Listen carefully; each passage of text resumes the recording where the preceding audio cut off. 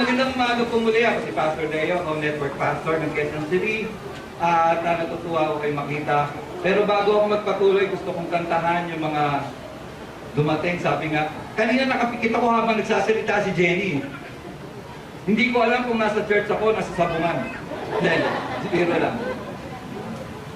Hindi, sabi ko nga, ang pinakamaingay na lugar pag linggo, hindi palengke. Hindi ang sabungan, ang church, kasi nagpupuri ang mga anak ng Diyos. Dapat ang pinakamaingay na lugar ang church. So, tulad sabi ko, kakantahan ko yung mga masabi nila yung mga dating kaserdo. Kay tagal nang nawala, babalik ka rin, babalik ka rin. Siguro yung kanta rin ni Jesus sa lahat sa atin, di ba? Nakakatuwa. At welcome na welcome po kayo dito anytime, and I hope magtuloy. Para ang pagpapala ay tuloy. Okay? Itong week na to, marami kaming kailangang desisyonan at nagtatanong kami sa mga taong may kinalaman sa aming pagdesisyonan. Ito po ay mga nag-aral ng abugasya, accountant. At ang blessing po namin ay ang Vision Impossible. Alam niyo naman kung saan ako nagtatrabaho, di ba? Vision Impossible ay lilipat na ho ng opisina dito sa Batasan. Okay? So, pwede nyo na akong gambalahin kahit anong oras. Okay? Pero hindi ko muna sasabihin kung saan. Basta lilipat ho kami ng opisina dito sa Batasan. Mula sa West Avenue, lilipat ho kami ng Batasan. So, ang misis ko po, nagtatanong ho siya sa isang babae o accountant na nag-aral ng abugasya. At tinatanong niya, paano ba namin aayusin ang mga legalities ng aming paglipat ng aming mga papeles? At nagbigay siya ng payo. At medyo salungat po ito sa aming pinaninindigan at pinapaniwalaan. At ang ginawa niyang rason ay dahil napakinggan niya ang isang sikat at kilalang archbishop nung araw. Hindi ko nababanggitin kung anong pangalan. Ang sabi nung archbishop ngayon na kanyang kinukote, sabi niya, sometimes we have to play with evil. Ang sabi ng archbishop na yun, sometimes kailangan daw natin gumawa ng balakyot. Do you agree? You never play with evil. You rebuke evil. Hindi mo natin papapasukin sa ating tahanan, sa ating buhay, ang balakyot. Because natutuwa ako na may Archbishop din na nagsabi nito. Archbishop Charles J. Ewan ko ang pronunciation ng pangalan niya, Chapoy o Chapoy. Chapoy ang nagsabi nito. So, ang sabi niya, evil breaches tolerance until it is dominant. Then it tries to silence good.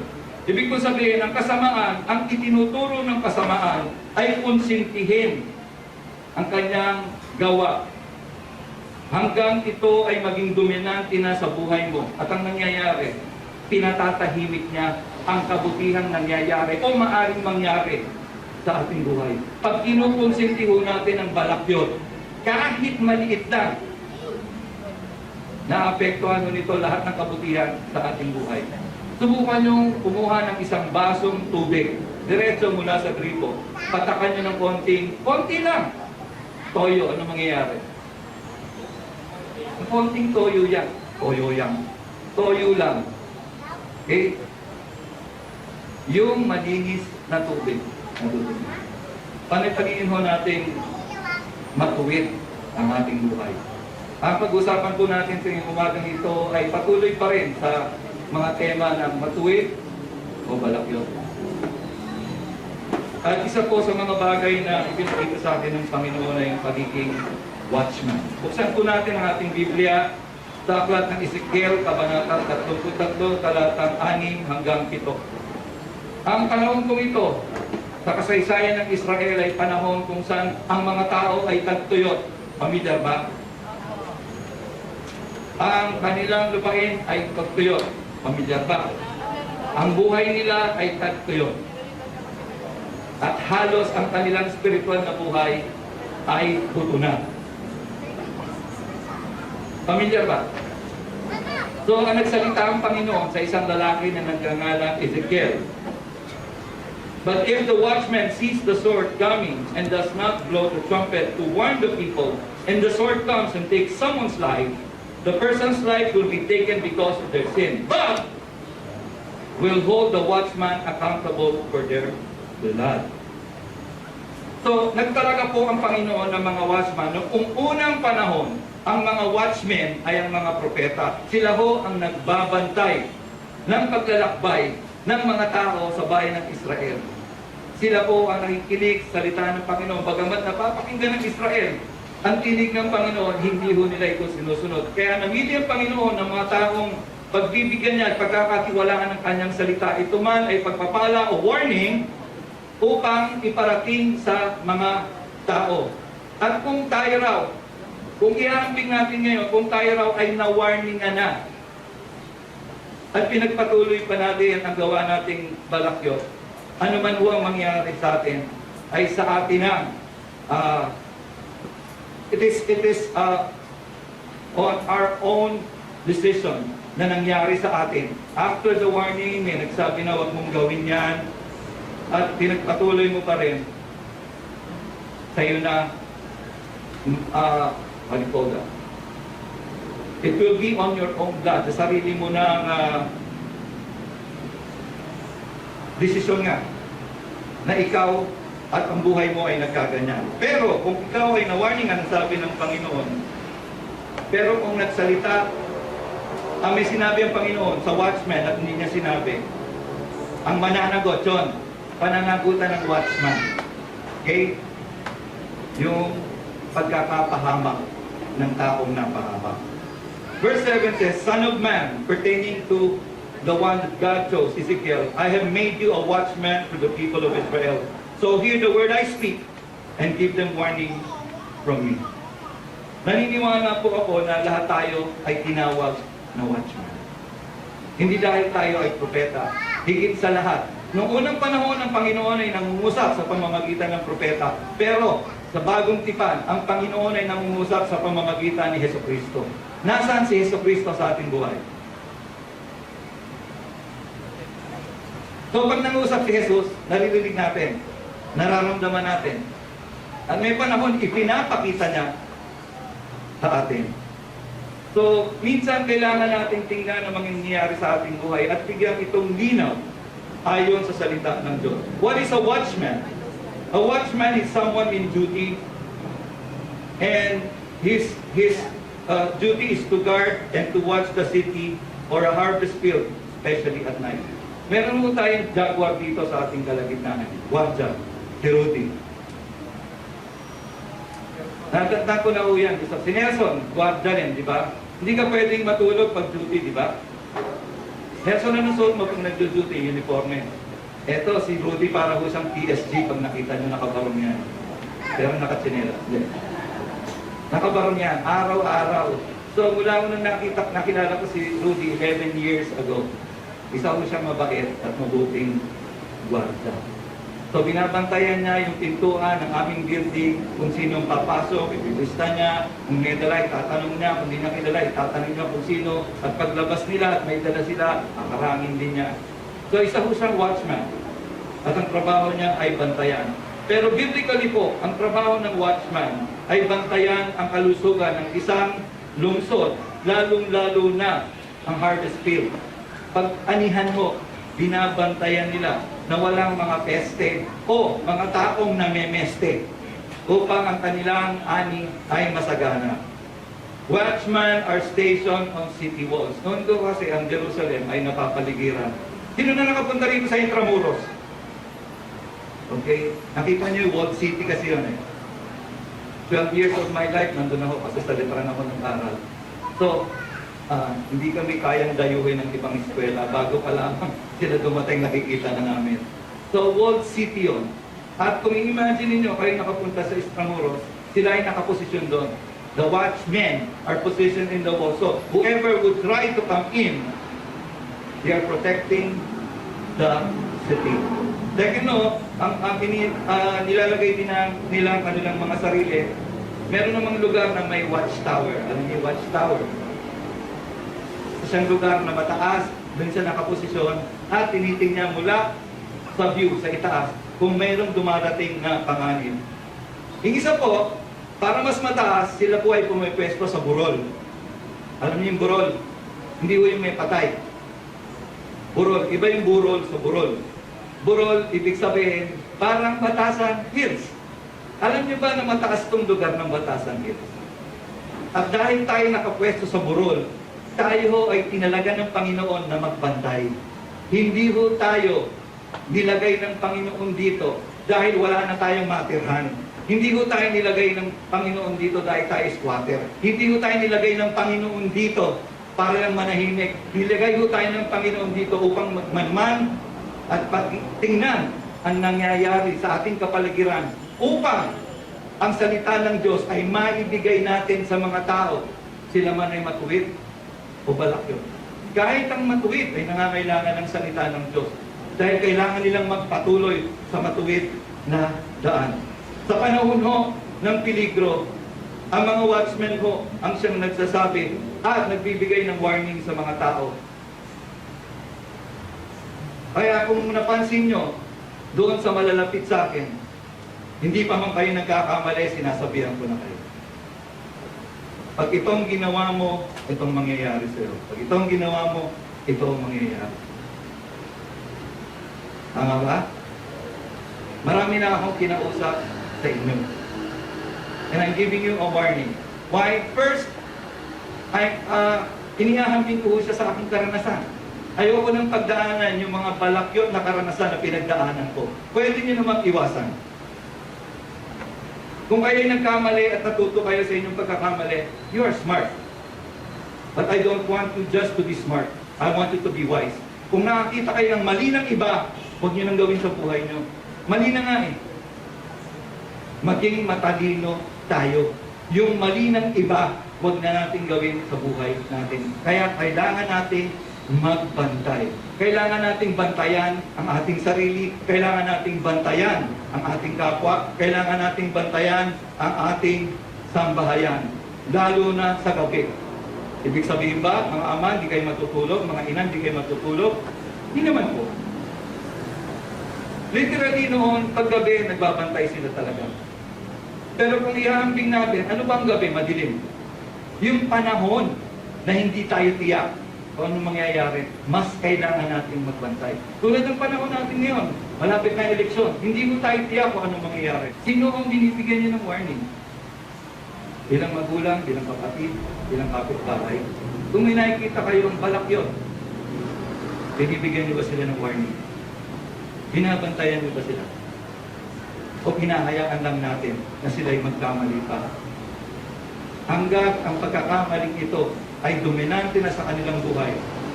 At dahil dominante na ito, kinatahimik niya na ang kabutihang maaaring mangyari sa buhay ng isang tao. Kaya kailangan po nating bantayan ang ani. Meron po tayong ginagawa dito sa ating pamilya. Inaabot po natin yung mga kaluluwa na hindi pa nakakilala sa Panginoon upang mabago ang kanilang kaisipan, mabago ang takbo nilang buhay. That's why we always say, life does get better. Ako hindi ako kontento ng buhay ko lang ang masagana, ang buhay ko lang ang masaya. Kung nararamdaman ko to, gusto ko rin yung ibang tao maramdaman nila at malaman nila at maisa pamuhay nila ang kasaganahan ito.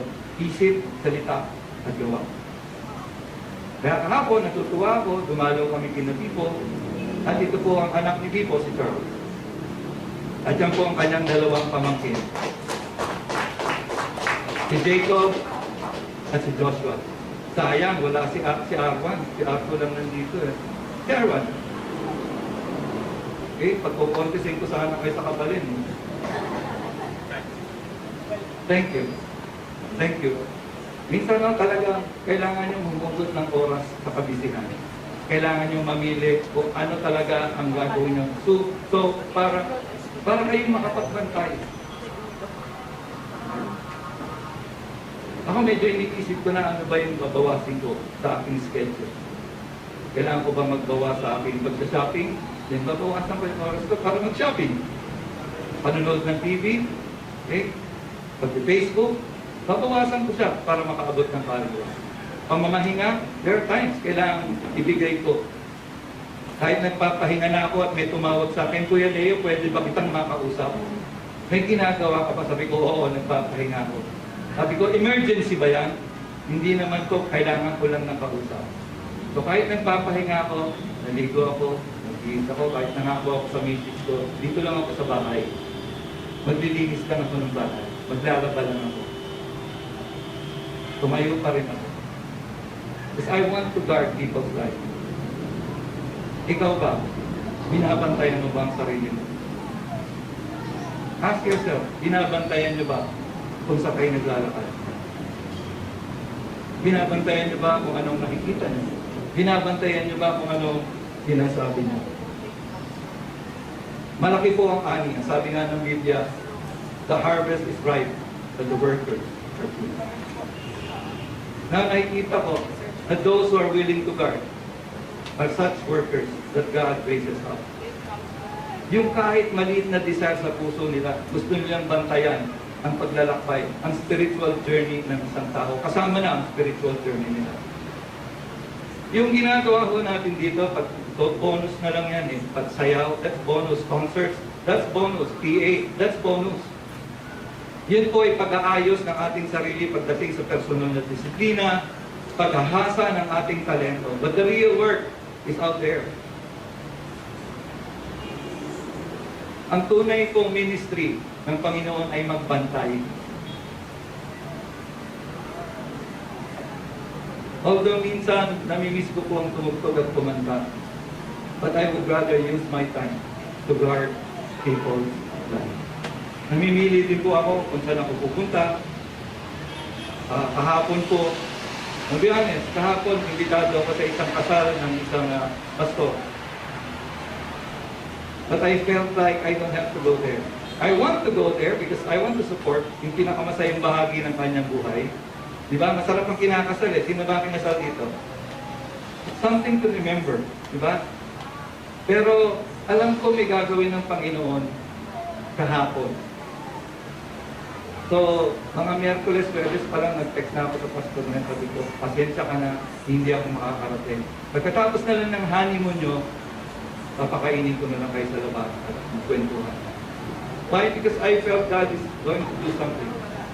I feel like God, uutusan niya ako at may pagagawa siya sa akin. Do enough! Kahapon, inutusan kami ni Lord. At nandun ko rin, ang saya-saya namin ginabi ko. Nagkantahan kami, we talk about God, we talk about ourselves, we talk about the journey. Okay? And ilan ba tayo nun? 4 na binata, 3 dalaga, at isang sawana. Ay, isang may asawa. Okay? Saka si Pipo, siyam. Tama? Siya, pati kami ni Kuya Kim nyo, and I'd like to thank pangalan? Angelica and Diane for taking care of the kids. Kasi di ba, pag mayroong mga bata, siyempre, naisip ko na beforehand, pakiusapan ko si Angelica, si Diane, aalagaan nila yung mga bata. Para kami namang mga teenager ay tatawa, palalabasin ko kayo. Kami naman mga teenager ay hindi ma-store. Totoo lang. So, nag-inuman kami ng cranberry iced tea, kape. Huwag kang mag-alala, Arto, hindi pa tayo pumupunta sa Kabalin. Kasama ka doon. So, yun po. May panahon na kailangan natin talagang mamili. Saan natin gugugulin ang ating oras. At kami pong mag-asawa ay natuto na talagang mamili. Kung wala kami talagang inuutos si Lord, nasa bahay na kami. Kasi alam namin darating ang panahon. Sunod-sunod yan. Sunod-sunod, lalo na pag-tag-ani. Hindi ka pwedeng mahinga. Tinanong rito bang nakaranas ng magsaka? Di ba pag-tag-ani, hindi ka pwedeng huminto, diretso yan. Tapos pagtapos ng anihan, prepare mo na naman yung lupa for the next planting season. So ganun noon. Kailangan nating mamili. Kailangan nating bantayan ang ating oras. Ngayon, ano ba talaga yung kailangan nating bantayan? Tulad nga nasabi ko sa inyo kanina, si Rudy ay matagal ko nang kilala, 11 years. At binabantayan ho niya yung pintuan ng aming building. At ang mga tao lumalabas at pasok doon. Ang ating po mensahe sa ating ngayong umaga ay pinamagatang pong babantayan ko. Pakisabi. Ang ano? May tatlong bagay na kailangan tayong bantayan. Either dito pumapasok o may lumalabas. Tulad ng isang pintuan. Ang kadalasan kong binabantayan ng watchman ay ang gate. Sino ang papasok sa gate at sino ang lalabas? Sino naman ay nakapwesto sa tabi ng pader, nasa itaas ng watchtower o nasa taas ng burol, nagbabantay sila kung sino ang papasok. Ang unang kailangan nating bantayan ay ang ating mga mata. So sabihin nyo, babantayan ko ang tinitingnan ko sa aking mga mata. Ang sabi po ng Biblia ay ito, your eye is the lamp that provides light to your body. When your eye is good, your whole body is filled with light. But when it is bad, your body is filled with darkness. Make sure, okay? Ito na, bantayan nyo, make sure that the light you think you have is not actually darkness. If you are filled with light, with no dark corners, then your whole life will be radiant as though a floodlight were filling you with light.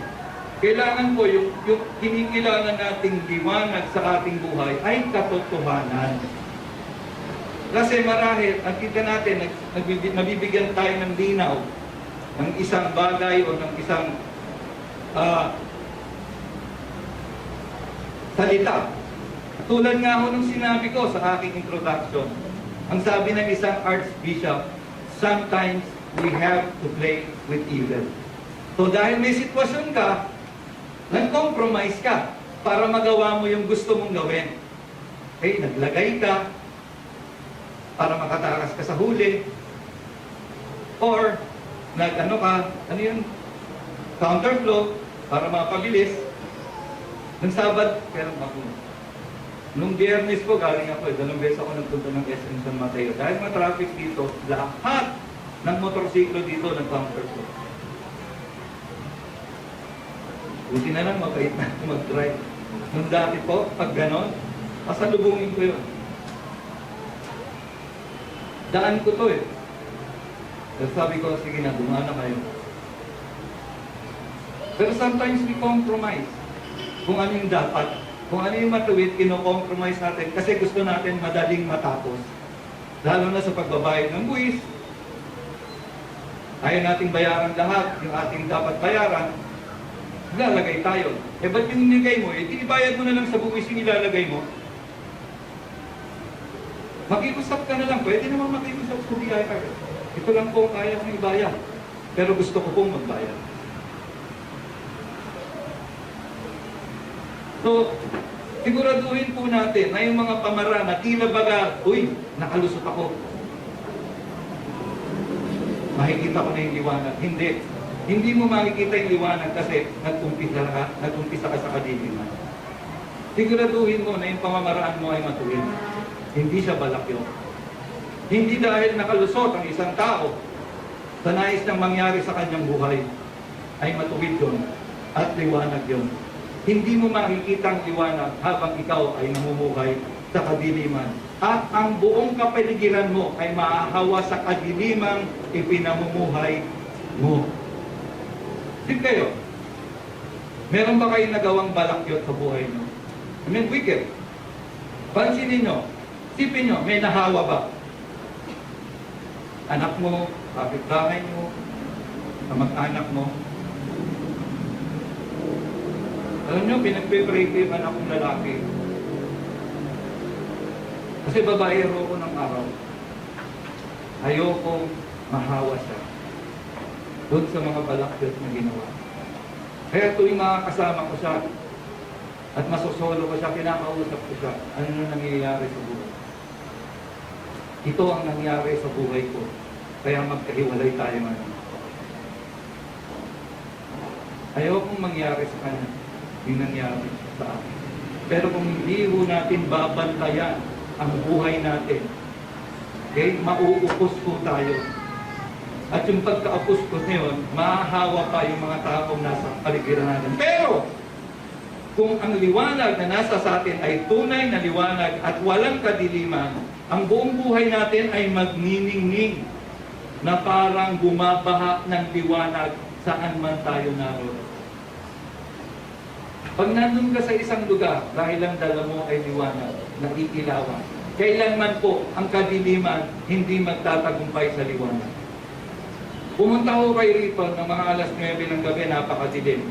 Pumasok kayo rito, magbukas lang kayo ng cellphone. Yung ilaw ng cellphone, sapat na yan para lumiwanag dito. Pero kailanman, sa araw, wala kayong kadilimang madadala para talunin ang liwanag. Wala. Ano pa kaya kung pumasok tayo rito ng madilim at lahat tayo may cellphone? Gaano kayang kaliwanag dito? Minsan nga gawin natin, mag-service tayo ng mga alas 12 ng gabi. Hindi, dream ko ho yun. Dream ko mag-service ng mga alang oras. Kasi yung alangang oras, yung kung saan nagagala yung mga tao, di ba? Wala silang mapuntahan. Sarado ang iglesia. Nalulungkot na ako pag sarado. Totoo lang, nalulungkot ako pag sarado ang iglesia ng ordinaryo. I wish ang iglesia natin bukas 24/7. Totoo lang. Parang tao, anytime, wala silang magawa, may mapupuntahan sila. Kasi yung mga bars bukas hanggang alas 4, alas 5. Ang church sarado. Si Pastor tulog. Meron akong kwento sa inyo. Meron akong naikwento sa akin dahil itong pastor na to ay talagang dedicated sa trabaho niya. Alam niyo ba kung matulog siya, anong suot niya? Nakabarong. Nakaslak. Para daw pag may kumatok sa bahay nila, ready na siya. Ganon siya. Ganon siya ka-dedicated. Nakabarong na siya. In short sleeves naman. Kwento ko ito ng kaibigan kong pastor. So, ito po, bantayan mo natin ang ating mga, kung ano ang tinitingnan ng ating mga mata. Lalong-lalo na sa inyong mga kabataan, pag nagbubukas kayo ng internet, anong tinitingnan nyo? Ako minsan nahuhuli ko yung sarili ko kung nanonood ako ng TV. Kailangan ilipat ko agad eh. Kasi weakness ko yun. Alam niyo na yung sinasabi ko. Kailangan ilipat ko agad. Mabilis ako maglipat. Kung hindi, baka magtagal. Kaya hindi kayo. Ano yung, pag nagbubukas kayo ng internet, ano hinahanap nyo? Ano yung pinapanood nyo? Pag sinek ko yung cellphone nyo, anong laman? Mag-ingat po kayo sa pinapanood nyo. Maingat kayo. Nung bata po ako, kinakalikot ko yung aparador ng lolo ko. Kasi unang-una, may mga ano din eh. Noon mo kasing bata ako, pwede pang gastusin yung 1 centavo. So, iniipon ko yun, 5. 1 centavo is 5. So, ano na yun? Ang 5 noon, 5 lemon drops na yun. Tawag namin ko lemon. So, ipunin ko yun, kukuha ko. Nagtataka yung lolo ko bakit nauubos yung 1 centavo na ginawa ko. Tapos, napansin ko, yung mga magasin dito. Sino may magasin? Alam nyo kung ano yung mga magasin? Playboy. Playboy magazine. So, bata pa lang ako, na-expose na ako. No wonder, pag laki ko, gusto ko siyang i-express. Gusto ko siyang gamitin. Gusto ko makahanap ng totoo, hindi drawing, hindi litrato. So, mga magulang, ingatan niyo po ang pinapanood ng inyong mga. Kahit na ito hindi malaswak, how much time do they spend with this gadget, playing games? When they get married, what do they know? Games. Marriage is not a game. Kaya minsan ang lifespan, ay ang attention span ng mga bata ay maigsi. Kakalaro. Kasi pag hindi nila nagawa yung gusto nila, i-reset lang nila yun eh. Pwede sila mag-umpisa ulit. Pero sa tunay na buhay, pumasok ka sa eskwela, hindi pwede yun. Kung ano yung pinapagawa ng guro, yun ang gagawin mo. Hindi mo pwedeng i-reset ang guro mo. Pero ito, sila nasusunod eh. Sila ang boss. Ay, tama na ko ulit. Ha? Maging maingat po tayo sa binibigay natin sa ating mga anak. Isa parang hindi na tayo mastorbo. Ayan, sige yan, cellphone ko. Bahala ka na dyan. Bantayan ho natin kung saan ginagamit ng ating mga anak ang kanilang mga mata. Baka napapanood nila, puro kalaswaan, puro kabaklaan, maawa ho sila. Dahil sa murang edad, hindi ho nila alam. Minsan nga, actually, yung mga bata, the age of 2, and 3, and 4, dyan mo na-perform yung sila ba ay lalaki o babae. Kaya kung may mga anak kayo, age 2, 3, 4, ingatan nyo kung sino yung mga kasama nila, kung ano yung nakikita nila. Dapat ang kadalasan nakikita nila ang kanilang ama, kahit na babae sila. Dahil ang ama pa rin ang nagbibigay sa babae ng seguridad. Ang unang-unang kailangan ng babae, seguridad. Kaya nga pag ang lalaki walang trabaho, naiinis si babae. Kasi walang seguridad. But then, ang point ko rito, bantayan nyo. Mga magulang, o kahit kayo mga teenager, bantayan nyo sa inyong ginagamit ang inyong mga mata. Pangalawa, bantayan mo natin. Sabihin mo, babantayan ko ang pakikinggan ng aking tainga. Ang ating hong tainga ay isa rin daan papasok sa ating katawan. Minsan mo ang mga kabataan o ang bata, ang paslik, ay natututong magmura dahil naririnig nila. Hindi naman nila alam kung anong ibig sabihin. Narinig lang nila. At meron po tayong advertisement, pag ang bata ay nakapakinig sa matanda ng kanilang pagsasalita, itinuturing ho nilang itong tama. So ingatan po natin, bantayan po natin anong pinakikinggan ng mga kabataan. Sabi ko nga sa inyo, ang dati kong hanap buhay ay mang-aawit. Okay? So, kung ano, sari-saring awitin ang aking pinapakinggan. At noon po, pag nakikinig ako, madalas pinakikinggan ko lang. At alam ko, halos lahat ng tao ay gano'n. Pinakikinggan lang nila yung tono. Tama po ba? Kung ano yung mensahe ng kanta, wala silang pakialam.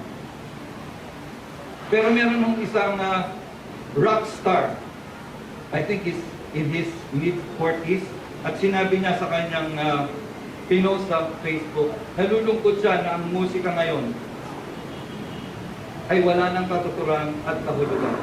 Dahil kung ang number one song worldwide ay tungkol sa isapwet ng tao, then there's something wrong with how people make music. Ba, number one song tungkol sa puwet? Anong katuturan mo? Rockstar na ho ito, hindi na Christian. Pero nakita niya yung kahalagahan na kung ikaw ay nakikinig sa isang awitin na may katuturan at may mensahe na makadiyos at magbibigay sa iyo ng kabuluhan at kahulugan. Lately, nung naging Christian ko lang po nasasala yung mga kinakanta ko nung araw. Dahil ko ano-anong pinagkakanta ko nung araw. Yung pala ay, ang kinakanta ko ay tungkol na sa paghihiwalay. So kung ano yung sabihin ko, yung nagiging buhay ko. Alam niyo naman na iniwan ko yung unang pamilya ko. After 5 years of marriage, yung unang pamilya ko iniwan. At pag binabalikan ko yung storya ng buhay ko, halos lahat ng nangyari sa buhay ko ay may kinalaman doon sa mga naririnig kong titik ng aking kinakanta.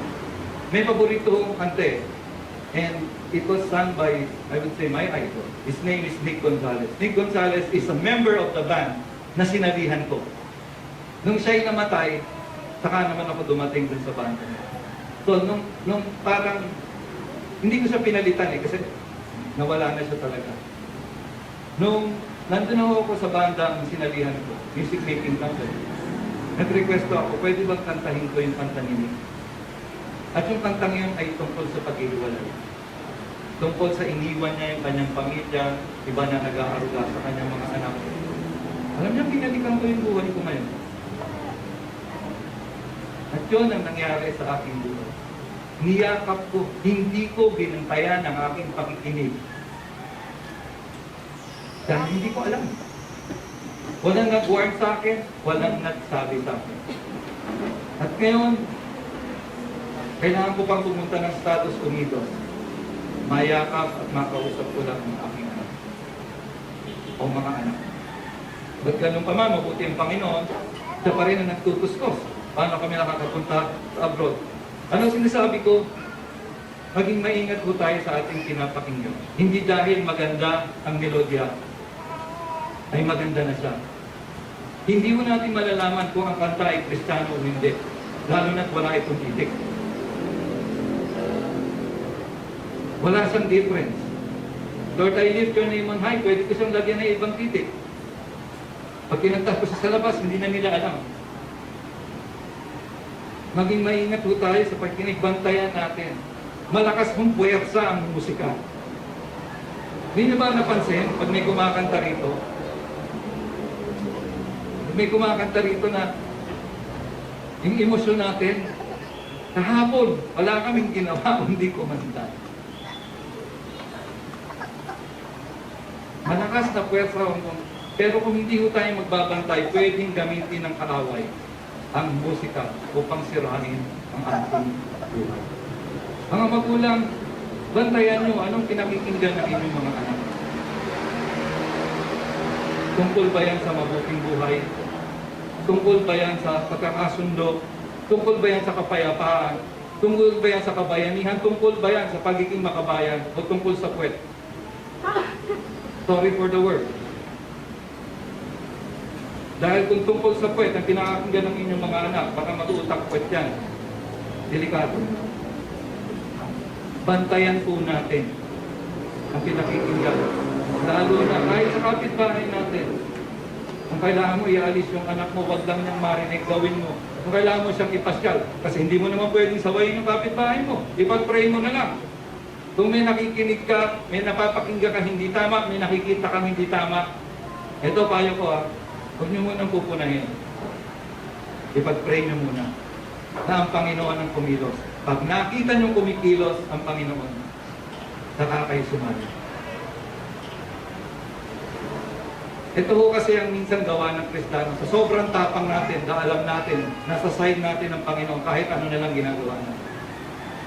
Ito ang paalala ko sa ating pamilya. Bago kayo pumunta sa isang tao, kausapin niyo muna ang Panginoon patungkol sa tao nito. At pag kumilos na ang Panginoon, sumama kayo sa Kanya. Huwag kayong mauuna sa Panginoon. So kung ano yung gusto niyong bantayan, hanapin niyo ang Panginoon dahil siya ay laging nagbabantay. Pangatlo, babantayan ko. Sabihin niyo, babantayan ko ang sasabihin ng aking bibig. Okay? Mag-ingat po kayo kung anong mga binibigkas nyo. The tongue has the power of life and death. Ang dila po natin ay may kapangyarihang magsabi ng kamatayan o buhay. Totoo yan. Ano ba lagi yung sinasabi? Negatibo, sumpa, pagpapala, o positibong mga bagay. Kung kayo may anak, at wala na kayong sinabi sa kanya, hindi, ang bobo-bobo mo naman. Nag-aaral ka mak, wala ka namang alam. Sa tingin nyo, anong magiging itsura at kaisipan ng inyong anak? Tayo pa naman ng mga magulang ang kanilang inaasahang unang paghuhugutan ng encouragement. Tayo pa yung nagsasabi ng ganyang bagay sa kanila. Ganito yan eh. Kung ano yung nakita ng ating mata, pumapasok ko yun sa ating isipan. Kung ano yung pumasok sa ating isipan, bumababa-baba yun, nagiging damdamin. Kaya bago pa lang maging damdamin, gawin na natin sa ating kaisipan. Ano man yung nakita natin, iwaksin natin. Minsan po kung nag-drive ako, nakita ko hindi maganda, kumatin naman kayo. Alam mo ni ate niya pag gumaganyan. Ayaw ko na magsalita.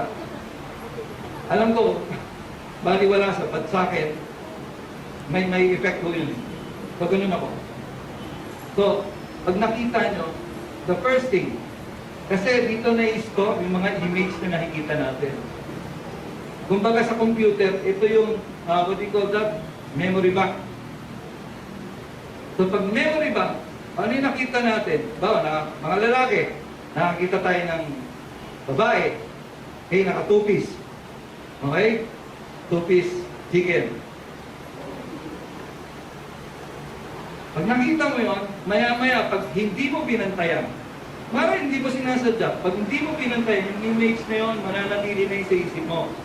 Pag nanatili yun doon, bababahin sa puso mo, magiging damdamin. Pag naging damdamin yan, maghahanap ka na ng paraan.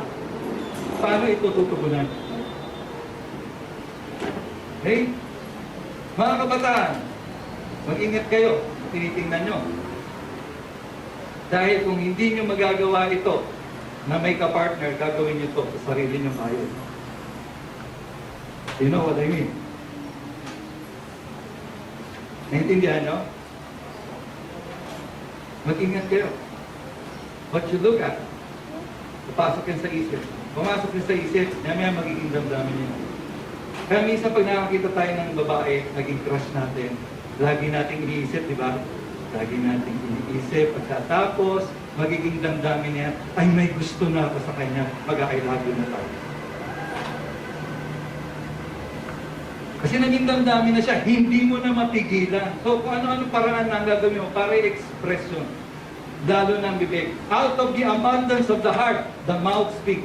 Kung ano yung laman ng puso mo, yun ang sasabihin mo. Kahit pigilan mo yan, kahit si pastor pa dahil alam mo kung anong gusto marinig ni pastor, lalabas at lalabas ang katotohanan. So mag-ingat po tayo, magbantay tayo. Bantayan natin po ang ating mga mata, sa ating pagtingin. Bantayan po natin ang ating mga tenga, sa ating pakikinig. Bantayan po natin ang ating bibig sa ating pagsasalita. Dahil kahit isang katagalan, pag sumugat ho yan, mahirap pauwiin. Sabi nga ni Jesus, pag tayo raw ay nagsalita ng masama sa ating kapwa, para na rin natin silang pinatay. Bakit? Kasi pag nasugatan mo sa pamamagitan ng salitang kapwa mo, pinatay mo yung relasyon mo sa kanya. Mahirap buhayin yun ulit. Lalayo sa isang tao kasi hindi ka kaaya-aya mapakinggan pag nagsasalita. Sino may gusto rito ng tao ang pinapakinggan mo ay hindi maganda? Di ba? Ayaw mo nun. That's why in Nupong, we want everybody to learn how to bless. Pakisabi sa katabi mo, ang bango-bango mo. Okay? Pero takpan niyo yung bibig niyo pag sinabi niyo, ha? Well, may tatlong bagay akong nais imungkahi sa inyo. So, bantayan natin ang ating mata, at bantayan natin ang ating tainga, bantayan po natin ang ating bibig. So, para hindi po tayo maligaw at malinlang, kailangan ho, meron ho tayong pinapahalagahan, meron ho tayong tuon. We have a focus. So, may tatlong bagay akong isasuggest sa inyo. Gawin nyo. Hindi ito utos. This is a suggestion. Some of you are doing it, some of you are not. But I would suggest you do it. Because this will bring you life.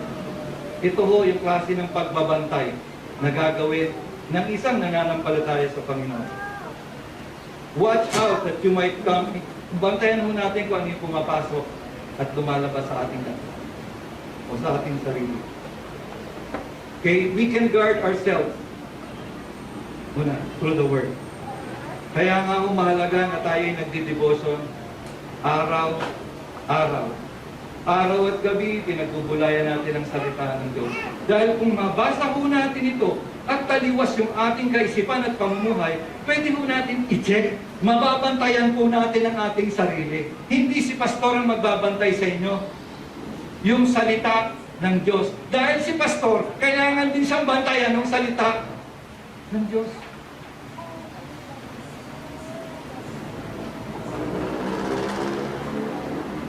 If you haven't tried I challenge you. Sabayan nyo ang reading assignments natin. Magbasa kayo araw-araw. At mababantayan kayo ng salita ng Diyos. Noong Thursday po, may cell group kami. At sabi ng isang ka-cell group ko, parang this week, nakaligtaan niyang magbasa at mag-devotions kasi it's so busy. Marami siyang ginagawa.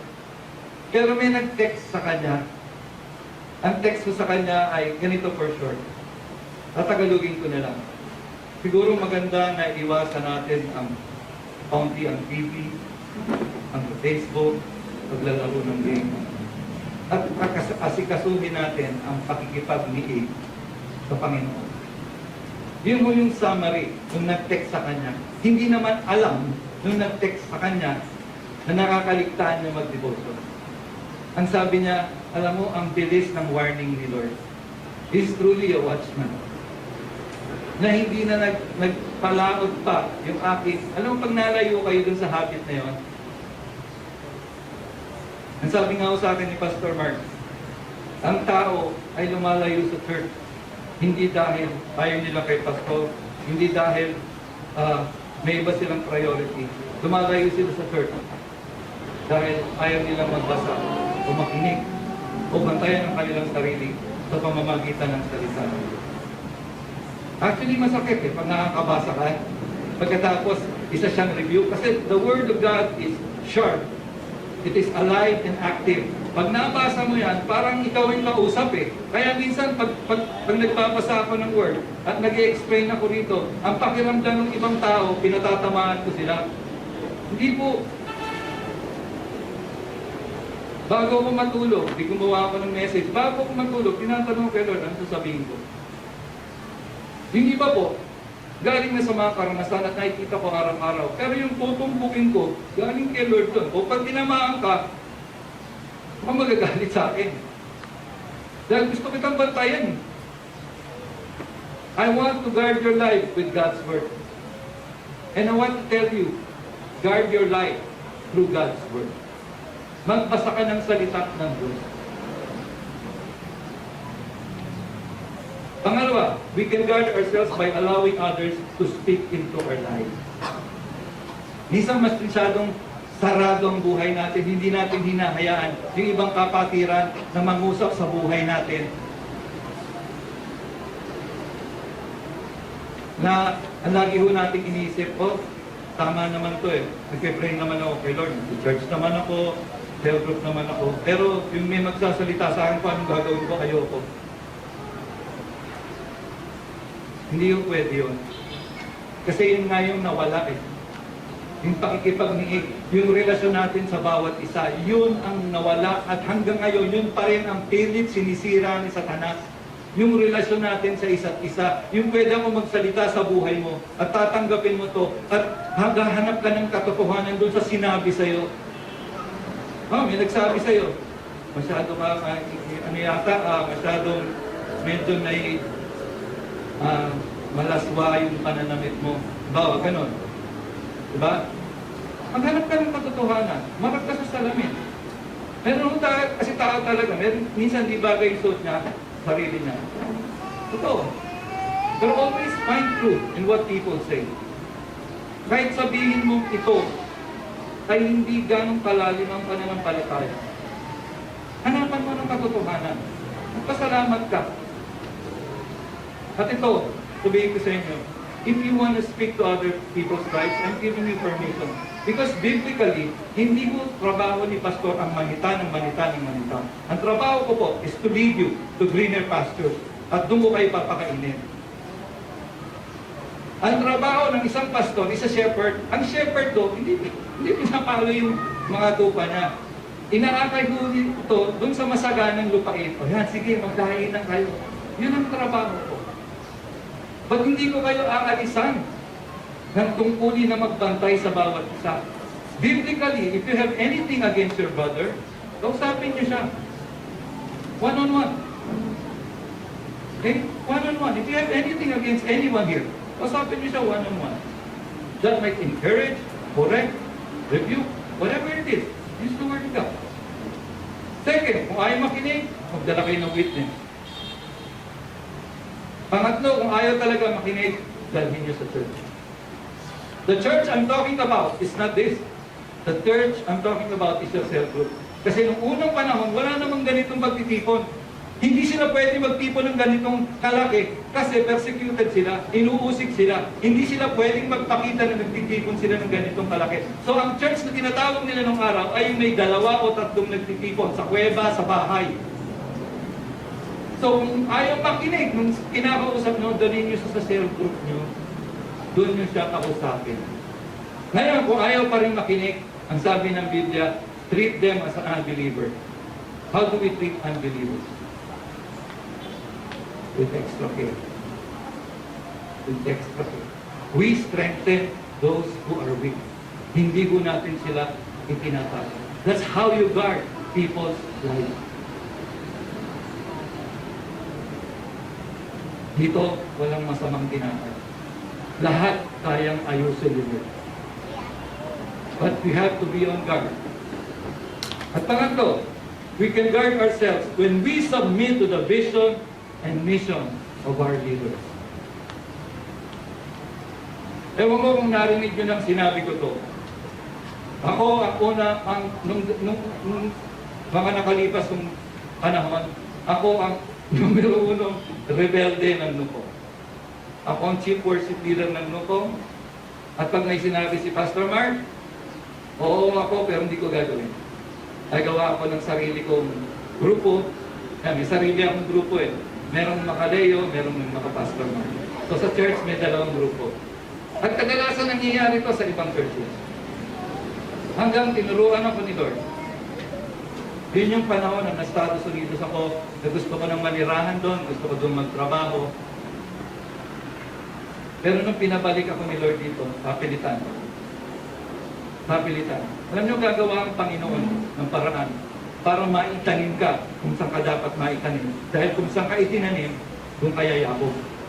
So bumalik ako rito, pero bago ako bumalik dito, nag-long distance ako sa Canada.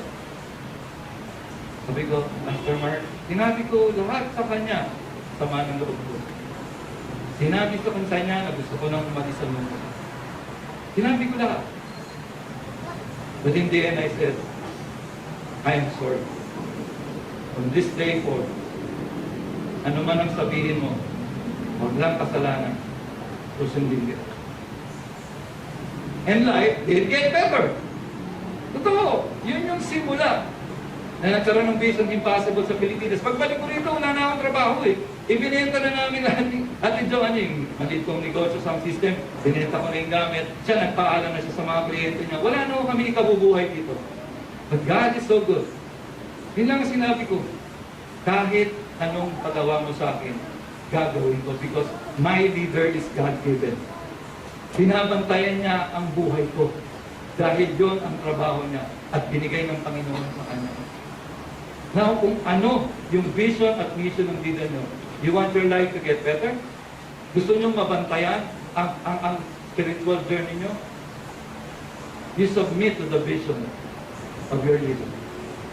You submit to the mission of your leader. Why? Kasi pag nagkakaroon ng sitwasyon sa buhay mo, wala kang matakbuhan. Why? Kasi nahihiya ka lumapit kay pastor kasi hindi ka sumusunod sa kanya. Yung kaisa-isang taong nilagay ni Lord para maging watchman sa buhay mo, hindi mo malapitan. Kasi hindi mo ginagawa yung pinaniniwalaan niya.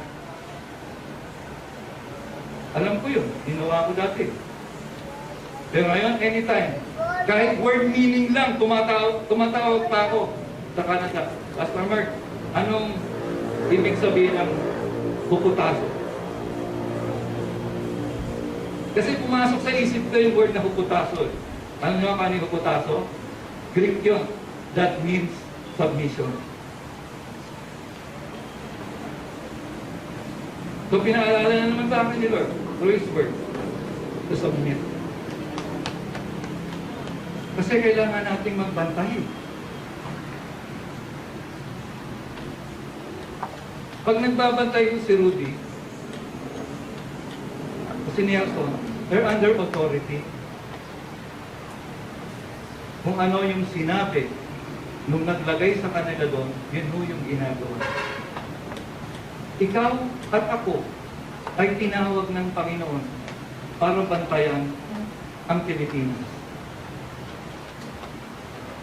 Sa pamamagitan ng pagbabantay mo sa iyong sarili, pagbabantay mo sa iyong pamilya, sa pamamagitan ng paniniwala at pagpapasakop sa nais gawin ng Panginoon dito sa lupa na para nang nasa langit. Kung yung ginagawa natin dito ay para nang nasa langit, kung gagawin mo yon at magpapasakop ka, para ka na rin nasa langit. Kaya ibang tao nasasabi nila, langit ang aking nadarama. Pag wala kang pera, tapos ka, sira ang relasyon mo sa pamilya, di ba impyerno yun? Hindi kayo magkasundo magkasama, hindi kayo magkasundo pamilya, impyerno yun. Pero kung magpapasakop tayo sa Panginoon, sa pamamagitan, minsan nga test ng humility yan para magpasakop ka sa isang pastor na mas magaling ka pa dun sa pastor mo. Oo. Test of humility yan eh. And I don't mind na mas magaling kayo sa akin. I don't mind. Because that's my goal. Bago ako umuwi, ang gusto ko, mas matitinding mag-preach, mas matitinding kumanta, mas matitinding tumugtog, mas matitinding mag-share, mas matitindi ang buhay nyo sa buhay ko. Itinatayo ng Panginoon ang isang pastor sa inyong harapan upang maging halimbawa sa inyo. Ng buhay, ng pananampalataya, ng relasyon. Kung di nyo siya gagayahin, you missed out in so many things. Malakas ang loob ko magsabi, gayahin nyo. Malakas ang loob ko. Before hindi ko ito nasasabi, tanong nyo kay Kim. Kim has been with me for 20 years. Alex has been with me for 18 years. Hindi ko ito sinasabi noon. Pero today, sinasabi ko, gayahin nyo yung ginagawa ko. Kung hindi nyo alam, gayahin nyo na lang o bakit? May panahon sa buhay ko, ginaya ko lang lahat ng ginagawa niyo. Kahit sa paglilid ng worship, pag tumatalon siya, tumatalon ako. Pag sumisigaw siya, iniisip ko kung anong ginagawa niya. But to guard your life, to guard your family, and to guard your nation, you must give up something. Hindi ho madali ang magbantay. You have to give up your personal views and your personal aspirations. Magpapahinga ka na lang, tatawagin ka pa ng duty mo. Dahil kailangan mo magbantay. Kailangan mo natin bantayan ang Pilipinas. At nag-uumpisa yan sa pagbabantay sa iyong pamilya. Maging responsable ka sa pagbabantay sa iyong pamilya dahil ang pamilya mo ay siyang bumubuo ng Pilipinas. Walang Pilipinas kung wala kang pamilya at wala akong pamilya. Kaya bantayan po natin ang bawat pamilya na narito. Siguruhin po natin na tayo ay nagpapailalim sa nais mangyari ng ating Panginoon. Magsitayo po tayo. Natutuwa po ako dahil sa aking pagdilibuto. Bagamat hindi natin natutupad ang lahat ng pinapagawa ng Panginoon, napakabuti ho niya. Because when He rebukes us from heaven, ang pinadadala ho niyang rebuke ay hindi punishment. If you read Psalms 57, ang sabi doon, He sent rebuke from heaven, but He sent His love and His faithfulness. Doon sa hindi natin pagiging faithful, nire-rebuke niya tayo sa pamamagitan ng pagpapakita ng faithfulness. Na sa pamamagitan ng pagbabantay sa akin, sa pamamagitan ng kanyang salita at ng kanyang karakter, ay makita natin ang katotohanan.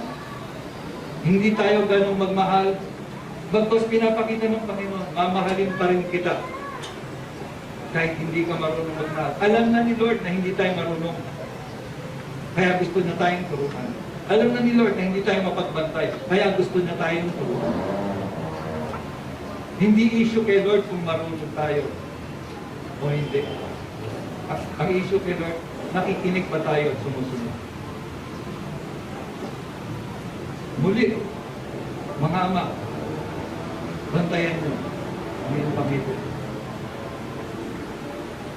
Mag-pray, oo, mag-pray kayo. But faith without work is dead. Ulitin ko, ang pananampalatayang walang gawa ay baon. Hindi tayo pwedeng mag-pray na magpadala ka Lord ng mga tao dito, ng mga naliligaw. At pag ipinakita ng Panginoon ng mga tao ito ay hindi mo pupuntahan. Balak yung kulit. So today, I would like to ask Melvin to sing that song again. Can we commit ourselves to God? Isumiti po natin ang ating buhay sa ating Panginoon. Hindi ko alam exactly ano nangyayari sa isip at puso. But I charge you today. Ipinangaman ko sa inyo. Sinasabi ko sa inyo. Inuutusan ko kayong lahat bilang ama ng tahanan nito. Magbantay kayo. I-commit niyo yan kay Lord. Huwag niyong baliwalain ang sinasabi ko sa araw na ito. Magbantay kayo talaga. Dahil kung hindi, kakainin kayo ng buhay ng kaaway.